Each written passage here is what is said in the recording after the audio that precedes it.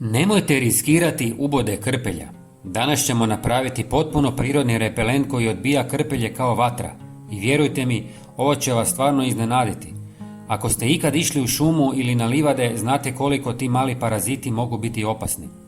Krpelji prenose bolesti poput lajmske, borelioze i drugih infekcija koje mogu ozbiljno utjecati na zdravlje.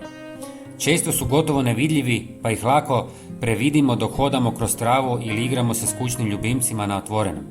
U ovom videu ne samo da ćete naučiti kako ih spriječiti da vas uopće ugrizu, nego će vam pokazati jednostavan, jeftin i učinkovit recept koji možete napraviti kod kuće. Ostajte do kraja i saznate sve tajne kako zaštititi sebe i svoju obitelj ovih sitnih, ali opasnih stvorenja. Prvi sastojak je malo lovorovih listova koji ćemo usitniti u mlincu kako bi brže ispustili svoje sastojke. Lovor sadrži prirodna eterična ulja koja imaju jak miris, neugodan za krpelje i druge insekte.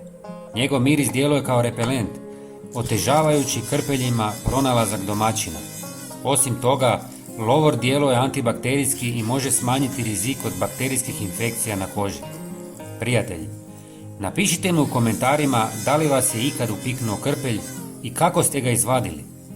Vaš savjet možda pomogne drugim ljudima. Hvala vam. Istresite ga u 300 ml vruće vode i dobro promiješajte. Zatim dodajte 100 ml limunovog soka ili octa. Ako koristite za kućne ljubimce, stavite 20 do 50 ml.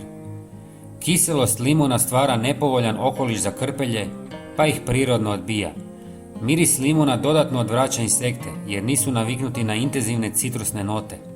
Limunov sok se lako kombinira s drugim sastojcima za prirodni repelent bez kemikalije. Treći sastojak je češnjak u prahu, jer oslobađa sumporne spojeve koji su krpeljima i drugim insektima vrlo neugodni. Njegov snažan miris prirodno odbija insekte i smanjuje rizik od uboda. Osim repelentnog djelovanja, češnjak može imati i antibakterijski učinak ako dođe u kontakt s kožom. I zadnji sastojak je jedna žlica lavande ili par kapi eteričnog ulja. Miris lavande prirodno odbija mnoge insekte, uključujući krpelje i komarce. Eterična ulja u cvjetovima stvaraju zaštitni sloj koji otežava pristup krpelja koži.